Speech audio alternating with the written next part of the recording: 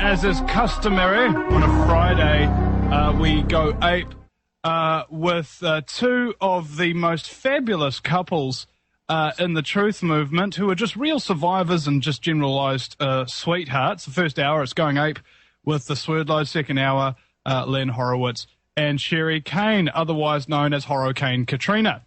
Now, Sherry, Stewart, Janet, welcome to the program. Thank you. And we also have a fabulous guest that you've invited here, named Andrew D'Angelo. Andrew, welcome. Hi, Vinny. How are you doing? Hi, Stewart and Janet. Thanks for inviting me. Andrew. Hi. I love it how they're all in tune like that. Aren't they cute, Andrew? I noticed that too. It's amazing. It's great. We practice every day. No. See, we're on radio, folks, and in the background, you know, Stuart's counting down with his fingers. He's like, okay, 1, 2, 3. Go. That's a little high for him, Vinny. Maybe a 1. How do you know I use my fingers?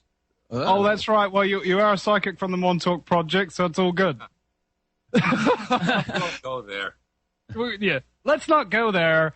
Now, Andrew, I'm sorry, Yes. I'm completely unfamiliar with you, and maybe some of the listeners will be as well. So if you'd do the honours, what we do on the Vinny Eastwood show is we give it as a platform for people to kind of plug their websites, and basically our listening audience is one of the most intelligent and loving audiences in the truth movement as far as I've seen. And basically, you can say whatever you want and you'll be accepted. Great. That's good to know. And my website is just my name.com, which is andrewdangelo.com, and no punctuation, so it's DANGELO.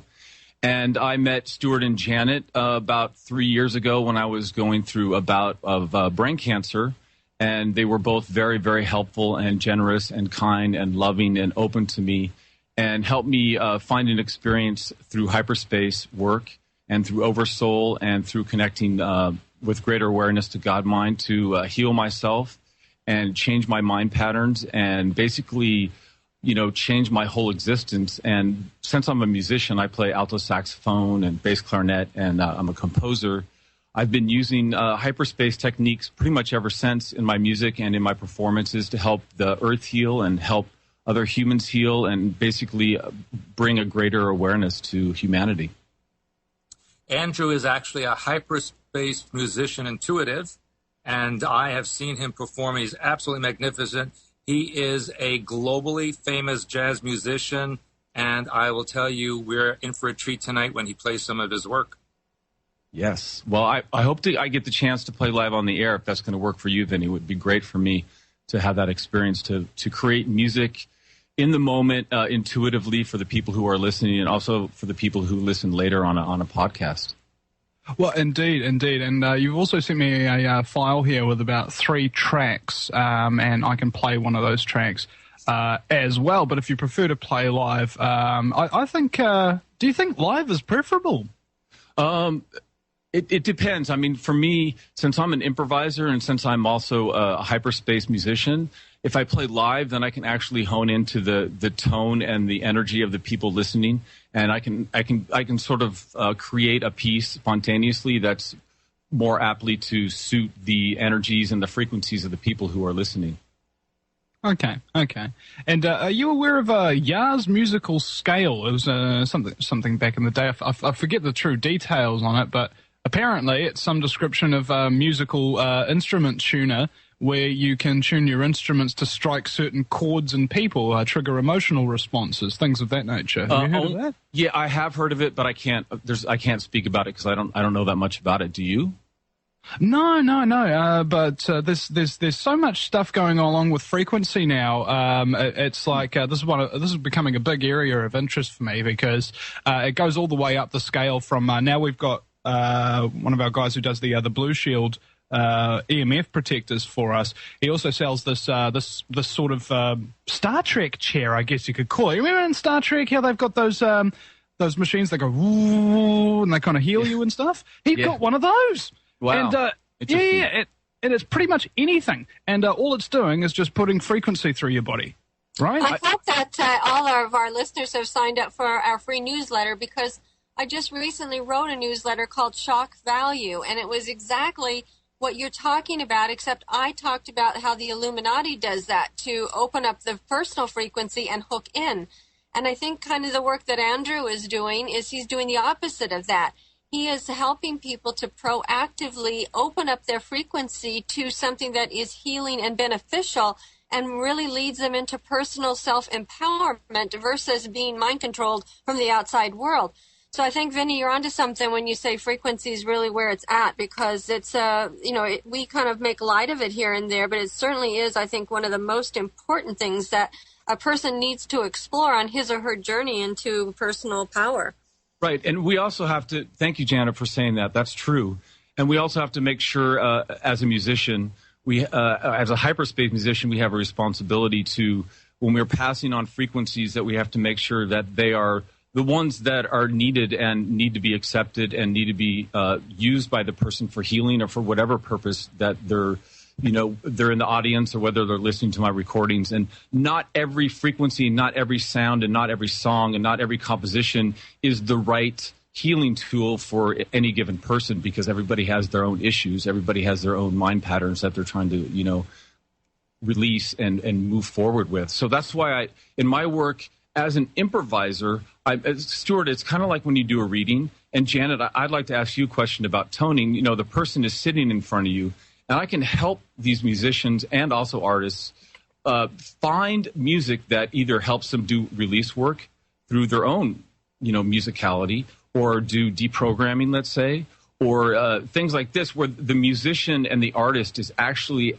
proactively in the process of creating the sounds and the tones and the frequencies that help them, and not, okay, I don't know anything about this chair, but it sounds like it could be dangerous for some, and I don't know, maybe it could help others, but it could also, like you said, open up these frequencies and allow programming to come in.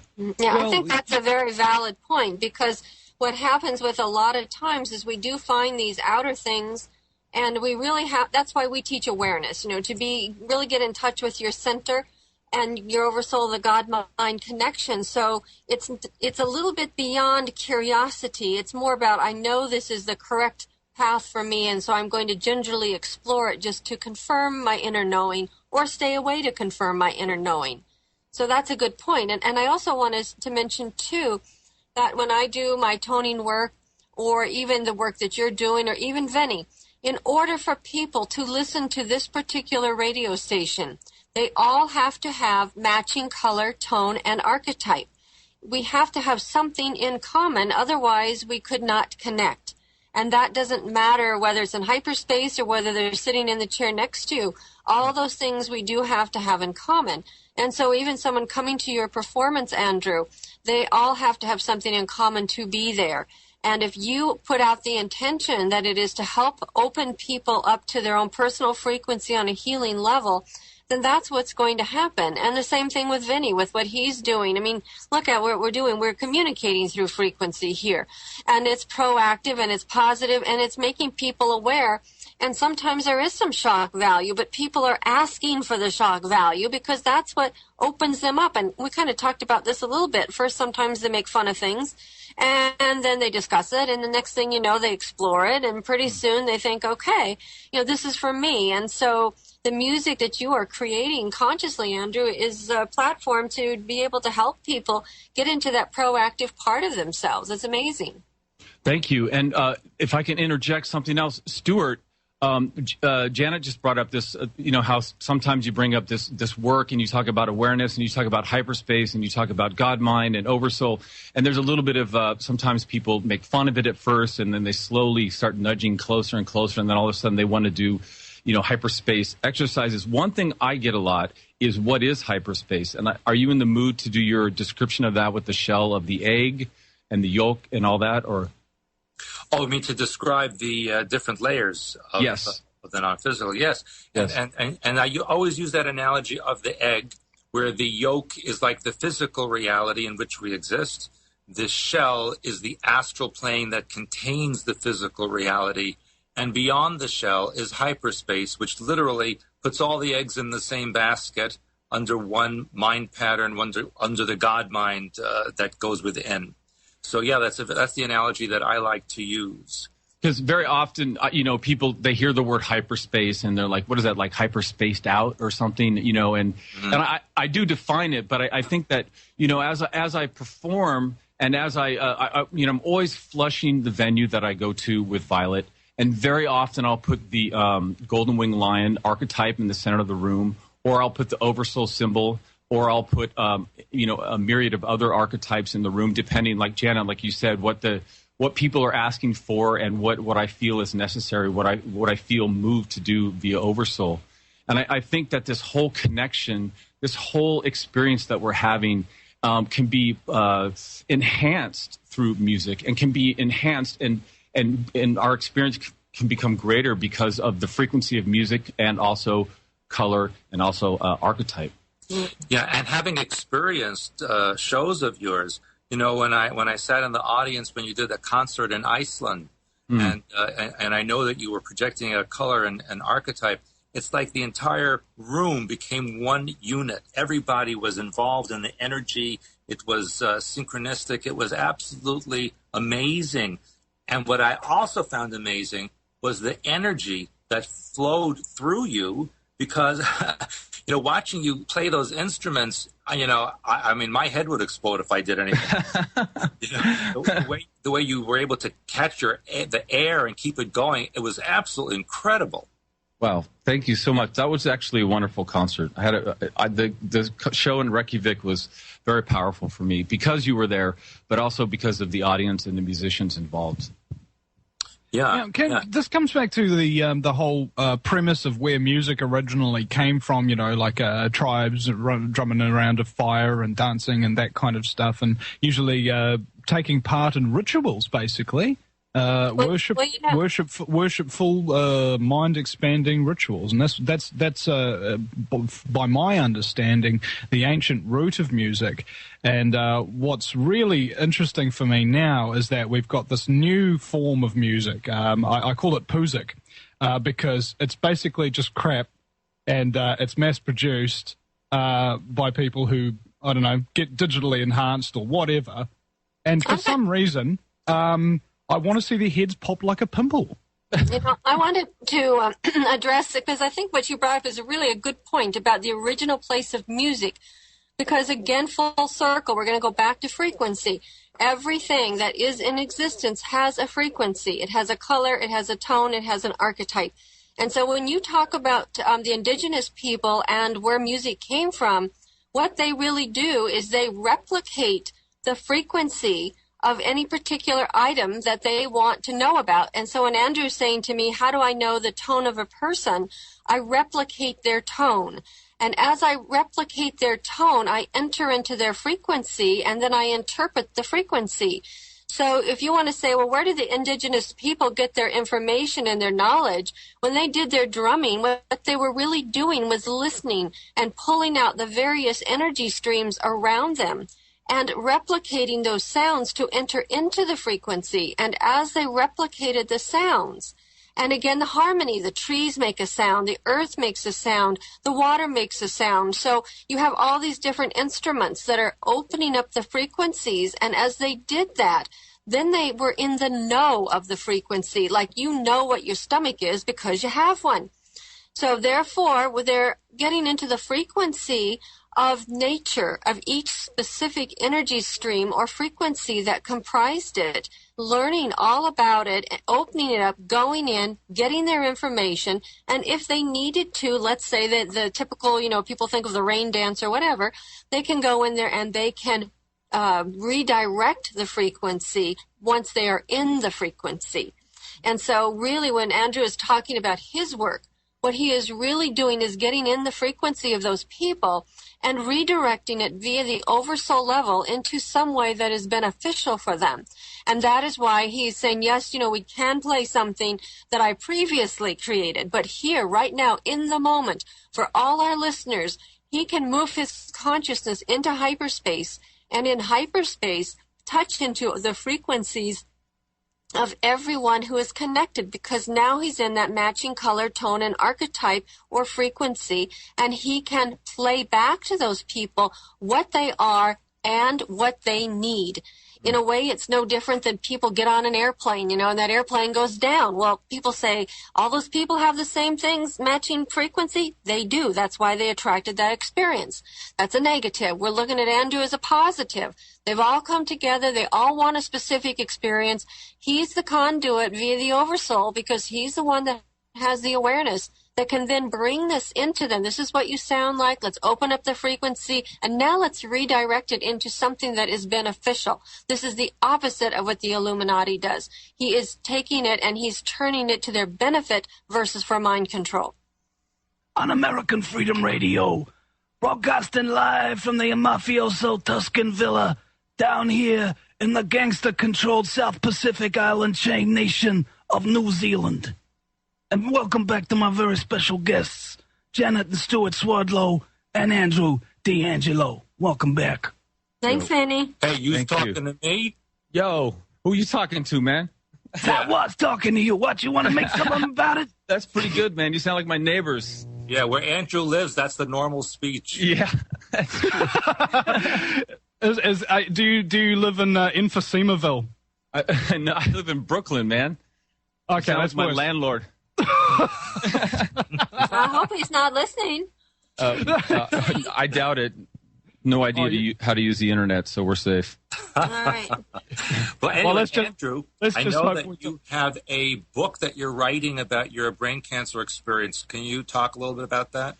Well, yeah, like I mentioned at the beginning of the show, I met you, Stewart, first, I guess. Then I met Janet about 3 years ago when I had a cancerous tumor in my right frontal lobe, which subsequently was removed via 2 brain surgeries. And after having my first consultation with you, you said that it actually was an implant. And I did not do chemo or radiation. I decided after the surgeries that I was going to reform my mind patterns, change my mind patterns of resentment, and use color therapy. And basically, that's when I started spinning my chakras and working on my body and working on my mind patterns and doing affirmations and doing visualizations. And literally, I feel like walking away and surpassing and healing myself from what was called terminal brain cancer at the time. So I basically have written a book that is from beginning to end of that story. And the reason I could do it was I had a blog, which was at andrewdangelo.com, which is still there, although I took down the blog that happened during the entire experience of brain cancer. I was blogging from my hospital bed, from my bed when I got home the day after surgery and after meeting with you and other people. And so I decided, because I really do get a lot of questions about how can I heal from cancer or other diseases naturally. And it's like blogger therapy. It really, actually, I read somewhere on the internet that they said people who wrote about their diseases actually fared a better prognosis. And that is absolutely true. I think if you, maybe Janet would elaborate on this, you talk to your disease, you figure out what it's trying to teach you and what you need to learn so that you can actually learn from it and then surpass it and move on and not have to have, in my case, the need for cancer any longer, which is resentment. Yeah, I think that's really like what you're talking about. All healing anyway takes place in the mind first. And we are so entrained to look to the outer world for answers. And what you did was extremely brave and courageous to put a stop to some of that and say, basically, I'm doing that. And I do find that the people who come through these very life-threatening illnesses are the ones who are very stubborn, who look outside the box, and who make up their own mind and have that willpower to go on and not succumb to whatever it is that the outer world gives us. I also find that oftentimes that people with cancer are going through other difficult areas in their life, and usually they're very good and kind people, and it's kind of like they give up. And when they give up, then these kind of odd things happen to the body to bring that mind pattern into fruition. And there's almost a suicide wish within these people, a death wish. And so for you to have gone to manifesting a tumor, to having it removed and gone into total healing is really an incredible statement. But absolutely, it is a teaching tool. And if you don't get it correct in this lifeline, you're going to have it again. So my feeling is always, let's look at what we've got.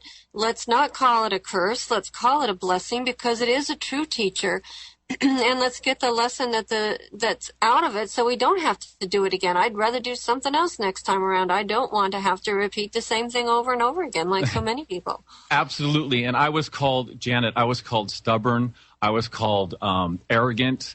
I was called that I was in denial. But, they say that people, when they get sick, they know immediately whether or not they're going to live or die from the disease. They actually have this knowing.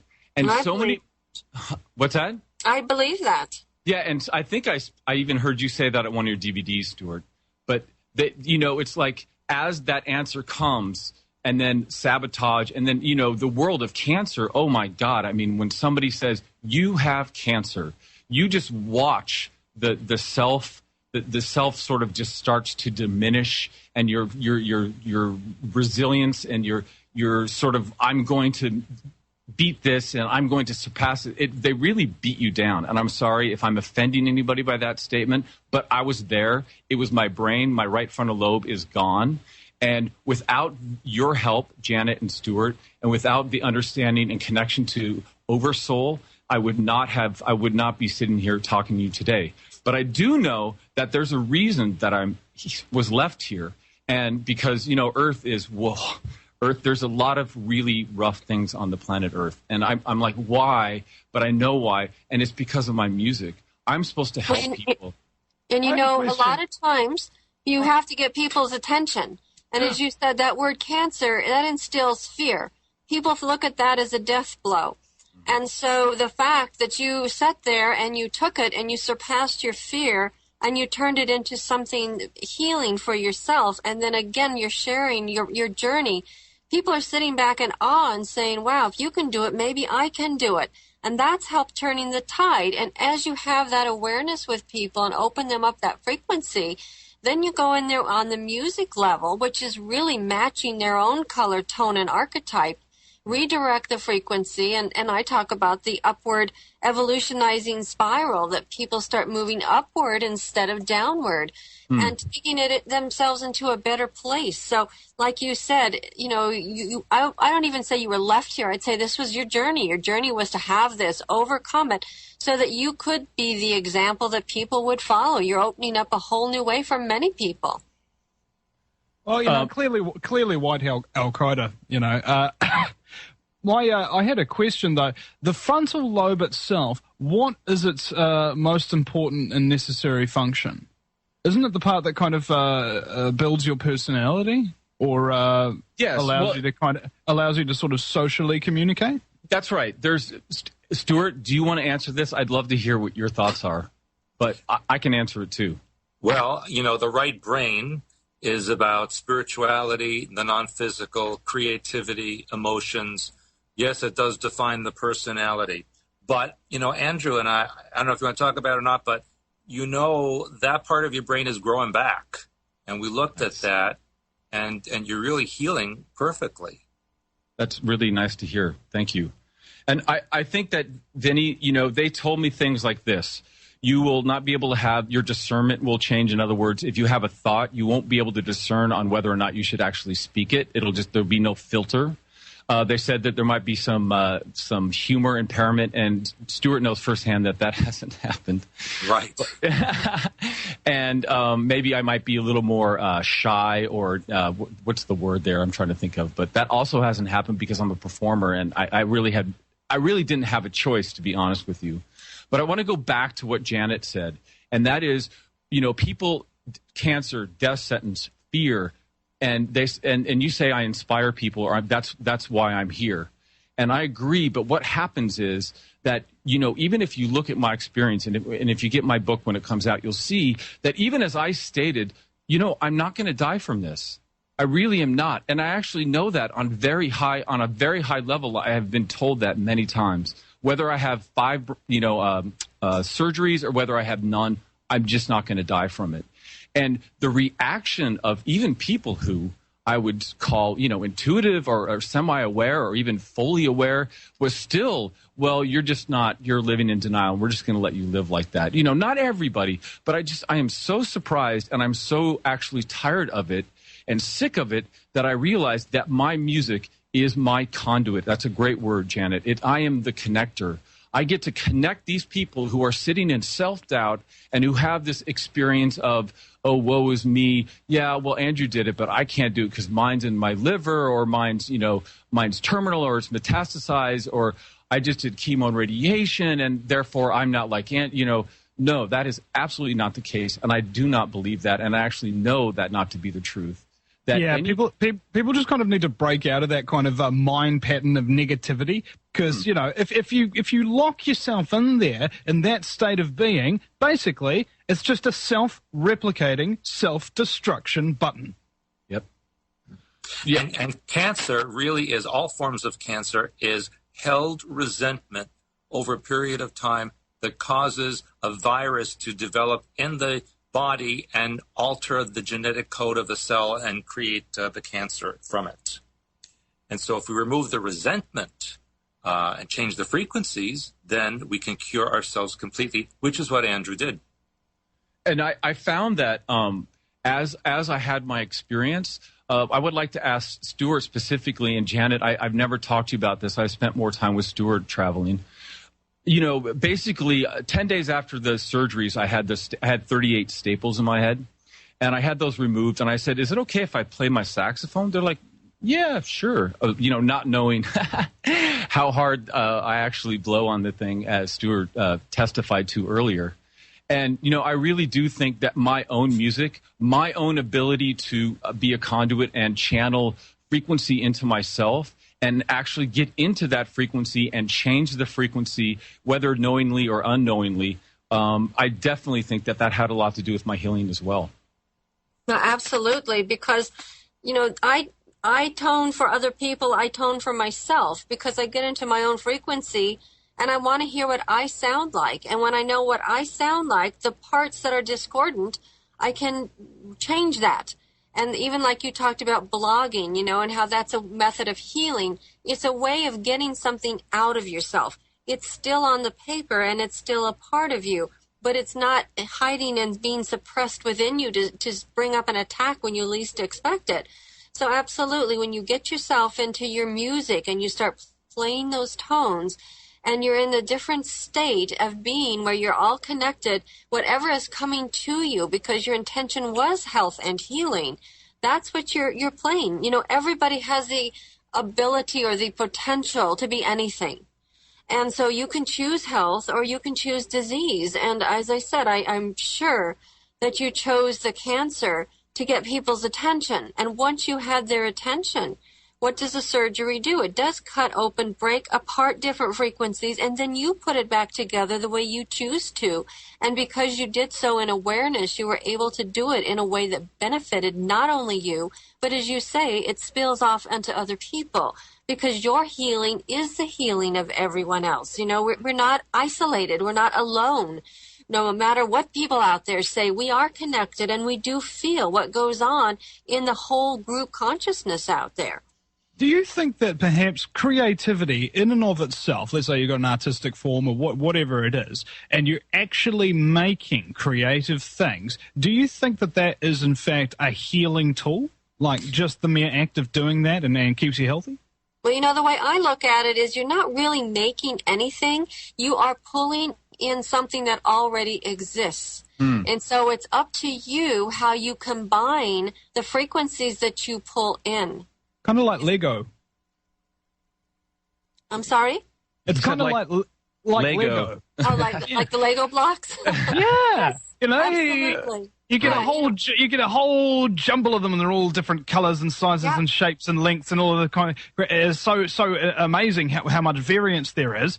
And if you want to combine them in any way you want to, you can make pretty much anything you want to. Absolutely. And that's why, Vinny, and that's why I say to people, I have a lot of students. My profession, my specialty is what they call free music, free improvisation. And people ask me, but are you creating that in the moment? And I said, yes, but like Janet said, actually, I'm just tapping into something that's already there and putting it through my instruments and then bringing it out to the people in a way that they can understand. And the audience, we'd like to hear you play. Okay. You want me to play now? If you've got something incredibly short, we've got about 1 minute till we go maybe to break. when we come back. How about when we come back? Because I got to set up anyway. Yeah. Okay, you can set up over the break. You got 1 minute to set up. Okay, where's your roadies at? My roadies? Yeah. You know, my roadies are all over the place, and actually a couple of them were supposed to be here today, but they got stuck on the Amtrak coming home from Boston. So I'm flying solo today, man. I'm all by myself in here. Oh, man. But it's all right. It's ironic because that the last place you want your roadies to be is actually on the road. You need them to be right. You're not on the roadie. You're a roadie, man. Come on, you're supposed to be here. Yeah. So, I mean, like, bro. I really do. What are you doing to me? Dude. I really do believe, really, really in my heart, that any kind of creativity, especially for people who are quote unquote sick, is very, very healing. And it's because they're trying to piece it together. They're trying to figure it out. They're trying to find the path to healing, if that's what they want. Attention, planet Earth. Attention, planet Earth. That's right. Your government is now in control again. It's like the seventh day. Now you can rest because the government has everything all under complete and utter total control. With the exception of a few musicians. Like Andrew D'Angelo, who's now going to play something that, is quite fabulous from his sax. And for those of you who have a dirty mind, know that word sax is not what you thought it was. Go ahead. Yeah, so I just wanted to say that I worked very, very diligently with Stewart and Swerdlow about 3 years ago and did a whole bunch of deprogramming with him. And it was not fun. It was not easy. But to tell you the truth, my life changed so drastically after that initial deprogramming that it came to my mind that so much music out there, such as Lady Gaga and the music you were talking about earlier, Vinny, which I can't remember what you called it, but I think it's dirty. But anyway, this music is just programming the living. It's programming, our children, and it's programming people who decide to listen to it. And inadvertently, my nephew wants to play something for me, and I'm like, man, this is just. So what I thought would be interesting and also powerful and also very positive was to play a song that I create now that will help you deprogram, that will help you release, will help you get over the programming issues that you have decided to take on in this lifetime, in this moment. And any mind patterns, anything. If you'd like to do a visualization, if you'd like to visualize the golden wing line, if you want to do the white rabbit exercise now, if you want to do DNA, whatever it is you feel like doing, or the monarch butterfly, I will actually, along with Janet and Stewart, play for you about a 30-second piece that has to do with deprogramming the mind and gaining control so that you are now 100% controlled by self, oversoul, and God mind.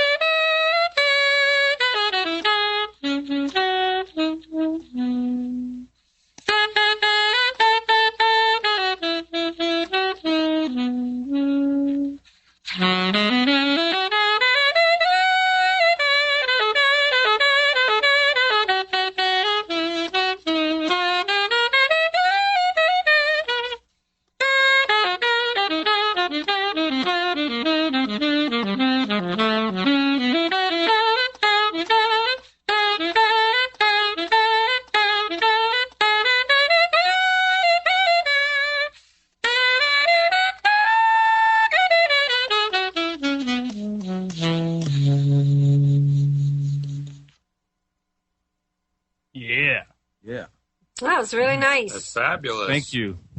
Wow. While you did that, I was doing my interdimensional merger work, and wow, it was quite incredible. And what I got out of that really was it started out kind of slow, and to me that's entering into the frequency. About the first 15 seconds I actually timed you, and you were closer to a minute, which was good. And then it was from once the frequency was open, to me there was like a certain joy within people so that they would understand that there is freedom and they can be in control of themselves and they can let go of the mindlessness that has been imposed upon them via society and that they have chosen to accept. And once they recognize they made a choice to accept it, they can recognize the choice to let it go. That's what I got from your piece. Excellent. And I don't know if you heard, Janet, but I do, when I do this, I do in the middle of the piece, I do what a musician calls change keys. And I'm sort of pushing the frequency to get attention and also to have people have the ability to tune into a new frequency. Mm-hmm. And then I remind them again of what the old frequency was. And then I bring them both together. And then it's a release at the end. That's the whole concept. Yeah, I could follow that. It was very good. And it's probably not, it's probably better not to say it's going to be a certain length of time. It has to be whatever it is, whatever the moment calls for. That's right. Well, that's okay. It gave us an idea. We knew we were going to be here for 15 minutes. So. Oh, phew. I could see Vinny over there tapping because he's got to say something out there. He can't sit for 15 minutes. He's gotta be talking. Oh, yeah. Go, Vinny. I mean, I've just got some... the question for me, when it comes to the music scene and all of these Lady Gaga, as far as I'm concerned, demon-worshipping, blood-drinking... kind of scum. That's as far as my mentality goes. That's how much respect I have for these artists. Because they don't produce themselves. Okay, here's the deal. As soon as you sign up to a major record label, as soon as they're picking out your costumes, doing your choreography, writing your songs, digitally retouching your voice, organizing your tours, doing absolutely everything for you, how much creativity have you got left? You got nothing. You're simply a vessel of mind-washing, brain-numbing, horrific propaganda. Justin Bieber, for example. This is oh my God.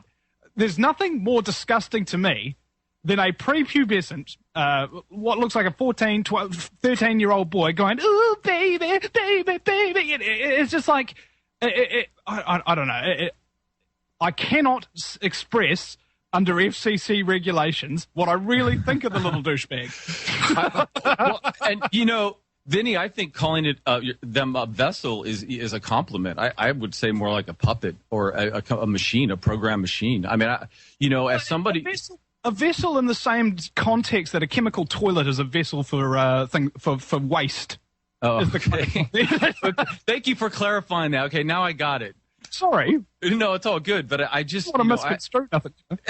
Well, in a way, they sell their soul because they have everything materialistically speaking that they could possibly want, but there is a very big price that they pay for that because I often remind people that the real power brokers, they are never out in front of people, only the figureheads. And so the people who really pull the strings are back behind. So these are just as... whether you want to call it a vessel or a puppet, but, there's a certain amount of, as you mentioned, Vinny, where is our creativity? They are a conglomeration that something has made up, and then these people are able to make it happen. And then we are on this staged world show. We're not in reality. We're in a false reality.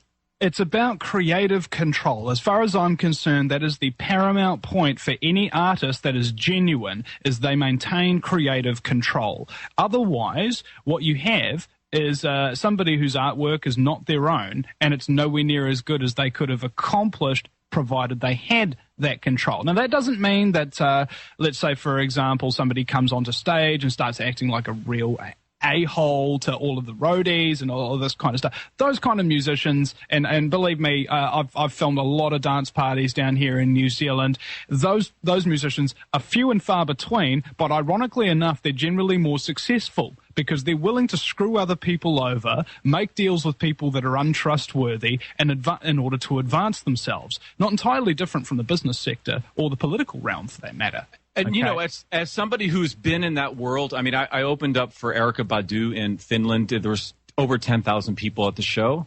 And those shows are not, the audience has this sense that the artist is living this, like, incredible life, and it's just wonderful to go. This is really like a factory. This type of performance is really just get on stage, do your gig, do it exactly like you did last time, because if you get too variant, people start to, the programming doesn't work as well.